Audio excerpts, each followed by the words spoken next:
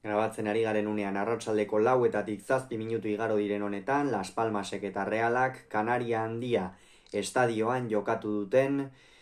eSports Ligako 30. jardunaldiko norgehiagokaren analisia egingo dugu. Realak 1-3 irabazi dio Las Palmasi eta honen bestez Imanolenak Europara berriz ere hurbiltzen ari dira. Gogoratuko dugu, eurek jokatu zituzten aurreko norgehiagoketan, batetik Las Palmasek bana berdindu zuela Zeltaren aurka ligan, Realak berriz launa berdindu zuen Real Madrilen aurka, baina Anoetako Joaneko hutseta bateko emaitzaren ondorioz kanpoan geratu ziren txuri urdinak, baina burua goian zutela eta ligari motivazio handiz ekiteko moduan. Hori dela eta honako 11 hauen aldeko apustua egin dute, bi entrenatzaileek, Diego Martínezek Las Palmasen aldetik 4-2-2-2 sistema erabili du, Orkas izan da atepean, atzealdean lauko lerroan bitik jokatu du eskuin aldetik, Mika Marmolek ezkerraldetik, Makena eta Herzog izan dira atzealdearen erdialdean, Esugok eta Javi Muñoze jokatu dute zelai erdian, eskuinalde eta ezkerraldean laguntzaile, eskuinaldetik Sandro eta ezkerraldetik Moleiro zituztela, eta goian Oliver McBarnik eta Fabio Silva jokatu dute, batez ere bitik ikeragarri sofritu du lehen zati horretan Ander Barrenetxearekin, eta horrek asko kondenatu du Las Palmas. Reala berriz 4-3-3ko sistemarekin atera da Imanol, Remiro izan da atepean, lauko lerroan atzealdean Jon Mikel Aramburu jokatu du eskuinaldetik, Javi Lopezek ezkerraldetik, Elustondo eta Zubeldia izan dira atzealdearen erdialdean, Zubimendi jokatu du euskarri moduan, Pablo Marine eta Olasagasti barnekaldetik laguntzaile zituela, eta goian Sergio Gomeze jokatu du eskuinaldetik, Barrenetxeak ezkerraldetik, eta goian Mikel Oiartzabal izan da. Epailea Ortiz Arias izan da, esan ez du lan handirik izan, ez da polemikarik egon gaurko norgehiagokan epailearen lan ona eta zeresanik gabekoa. Beno, gauzak ez dira fin hasi Realarentzat, lehen dabiziko 2 minututan sekulako akatsa egin du atze galdera egindako pase batean Realak aurten akats horiek asko egiten ari da, baina beste behin ere San Remiro atera da, partida askotan ari da Alex Remiro geldiketa oso garrantzitsuak egiten, asteartean ere Bernabeun egin zituen pare bat, naiz eta gero ez zuten balio handirik izan, baina oso momentu honean dago kaskantearra, eta gaurkoan beste behin ere erakutsi du zenolako sendotasuna duen atepean Fabio Silvari, bigarren minutuan atera dion baloi horren ostean. Baina sustoak ez dio asko iraun Realari, izan ere 5. minutuan Las Palmasen gabezia handiak ikusi dira, bitik ikeragarri sufritu duela esan dugu, Sandro behin eta berriz estaldurak egitera jaitsi behar izan da, eta hor Ander Barrenetxeak Sandroren aurrean ongi neurtu du, barnerak asartu, jaurti, eta atezainak, Las Palmaseko atezainak, Jorkasek, ez du bat ere ongi urrundu, Mikel Oiartzabal ez da ohartu baloia iritsi zaiola, berari eman egin dio eta zuzenean atera joan da, eta Realak hutseta batekoa jarri du. Albiste oso onak ziren Realarentzat, Las Palmasentzat ez une kritikoan iritsi baitira Kanaria Handikoak, eta orain are une kritikoagoan geratu dira,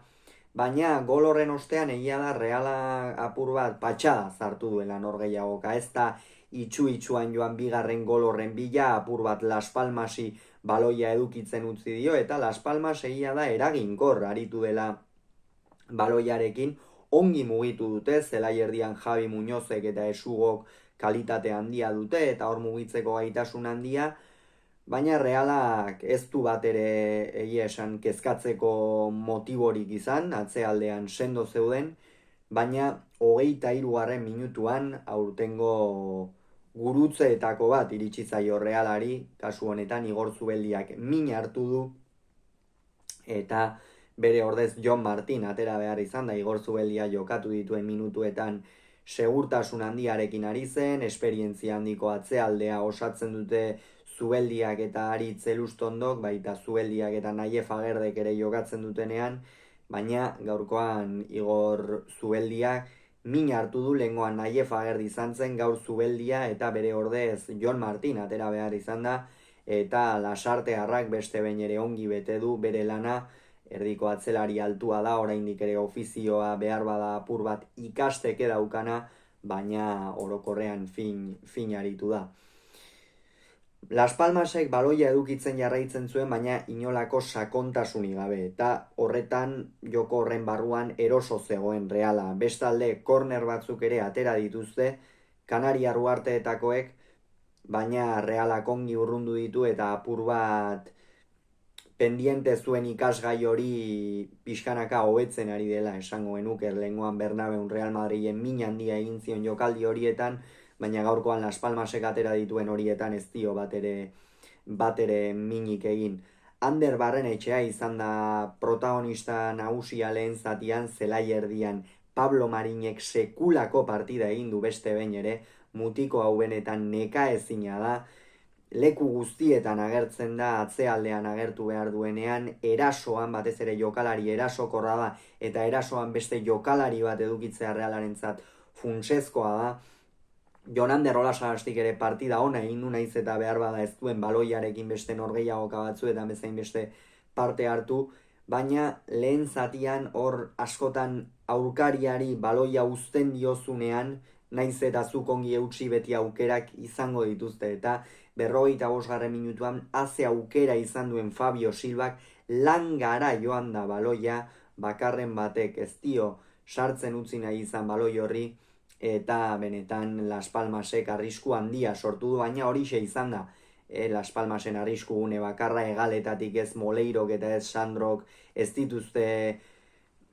ez die izkin egin ez Javi Lopezi eta ez Aranbururi inongo unetan, zelai erdian ongi jokatzen zuten, baina eroso zegoen Reala erritmo horretan, eta azken jokaldi hori salbu, eta bigarren minutuko jokaldi hori salbu, ez du estuasun handirik pasa Realak. Bigarren zatian Imanolek lehen momentutik aldaketa bat egin du, izan ere Javi Lopezek lehen zatiko azken minutuan txartela ikusi du, eta ikasgaia ongi ikasia du Imanolek, izan ere Manchesterren gertatu zitzaion, Erroman Lazioren aurka, Bartzelonaren aurka ere Montjuiken txartel gorria ikusi zuten zenbait jokalarik, eta 10ekin ikusi du Imanolek zenbat sufritzen duen Realak, eta ondorioz Javi Lopez zelaitik kendu eta haien atera du. Javi Lopezen lehen zatia kontuan izanik batez ere Realaren erasoetan agertu dela, Reala erasoan sartu denean, eta ezker hegal horretatik oso eroso egonda Reala, esan dugu Sandrok ikeragarri sufritu duela, behin eta berriz estaldurak egin dituelako, eta horrek nik esango nuke asko baldintzatu diola gero erasora joaterakoan. Egia da Las Palmas erasora joaten zenean erasoko jokalari askorekin iristen zela, baina aurkara esan behar da Sandrok hor ikeragarri sufritu duela, batez ere atzealdean askoz ere sakrifizio gehiago egin behar izan dituelako, eta horregatik ez da hain eraginkorra izan behar bada gaurkoan erasoan Kanariar handietako jokalaria. Minutuak aurrera joan ala, bigarren zatian ere Las Palmas hobeto sartu dela esan daiteke, erasoan une oro, baina atzealdean gabezia handiak izan dituzte, eta berriz ere Ander Barrenetxeak baloia hartu du, apur bat alboko marra bilatu nahian, Sergio Gomezi sekulako baloia sartu dio bigarren zutoinera, hemen ere horkaz, ez da bat ere fin ibilinik esango nuke lehenago ere atera zitekeela atezaina, baina Sergio Gomezek bigarren zutoinera iritsita, bigarren gola egin du, egia esan Realarentzat oso gol garrantzitsua, kontuan izan da Las Palmas dominatzen ari zela eta lehen zatian protagonistagoa izan dela, bigarren gola Realarentzat ikeragarria zen, eta pentsatzen genuen behar bada Las Palmasek besoak jaitsiko zituela, baina 4 minutu igarotzean Fabio Silvak Oliver McBarneyri hegaletik sekulako jokaldia egin ostean pase oso ona sartu dio, eta McBarneyk ez du barkatu Remiroren aurrean, eta 60. minutuan Las Palmasek markagailua murriztu du, 1-2 horren ostean. Realak oraindik ere lan asko zeukan egiteko, Las Palmasentzat une oso gozoa zen, eta 63. minutuan Imanolek aldaketa bikoitza egin du, Barrenetxea eta Oiartzabal kendu ditu, Barrenetxea gaurkoan protagonista izan da, lehen golean bere jaurtiketa baten ondorioz iritsi da gola aldaratzean, bigarren gola ere bere pase baten ostean, egia esan oso goraberatsua izaten ari da bere denboraldia, baina eguna duen norgehiagoketan asko ematen dio taldeari eta erabakigarria izaten ari da zenbait partidetan. Mikel Oyartzabalek ere norgehiagoka ona egin du, esan dugu azken asteetan zehar evoluzio positiboa eman duela eibartarrak denboraldi hasieratik ona, denboraldi hasieran kamutsa marribili zen, protagonismoa ere protagonismo handirik ere ez zuen erasoan, gehiago presioan eta sakrifizioan aritzen zen, orain berriz egal batera botatzen da, area kanpo askoz ere gehiago jokatzen du, eta hori nabari du Realak batez ere erasoko jokaldiak askoz ere gehiago eraikitzerako garaian. Eta Oskarson eta Kubo atera dira, hauentzat gainera testu inguru ezin hobea zen, batez ere Las Palmas bagenekielako erasora joango zela erabat, eta gero badakigulako baitake Kubok eta bai Oskarsonek zuloak dauden uneetan zenolako mina egin dezaketen, eta alaxe izan da. Las Palmasek ere aldaketa egin du, kasu honetan Sandro kendu du eta Marvin sartu egia esan ikeragarri sufritu du Sandrok, erasoan ez du apenas presentziarik izan, baina atzealdean behin eta berriz ikusi dugu bitiri estaldurak egiten segulako zuloa izan du hor Las Palmasek, Sandro saiatu da horiek estaltzen, baina ez da nahikoa izan Realaren golak ekiditeko. Eta hain zuzen ere aldaketa hauek egin eta 5 minutura Take Kubo izan da protagonista, esan dugu, Take Kuboren gana pare bat hiru jokalari erraz joaten ziren, oso babestua zeukaten japoniarra, baina berak beti badaki nondikan sartu behar duen, eta 78. minutuan Jon Mikel Aranburuk alboko sakea atera du, Take Kubok ukitu, Jon Mikel Aranburu zeinen ederki sartu den egaletik barnekaldera, benetan hori entsaiatutako jokaldi bat izan da, bestela oso zaila da ateratzea. Take Kubok gorputzarekin ongi babestu du, eta gero bere hanka okerrenarekin, hau da ezkerrarekin, Jon Mikel Aranburuk 1-3 ipini du, honen bestez Jon Mikel Aranburu izan da urtengo denboraldian Realean gola sartu duen lehen atzelaria, aste honetan zehar atera baita datu bat aurten Reala Komorekin eta Litzekin, oker espaldimanago batera atzelariek gola sartu ez zuten talde bakarra zela, begira, gaurkoan hautsi da estatistika hori, Jon Mikel Aranburuk ezkerrez area barruan Realarentzat gol oso garrantzitsua egin ostean.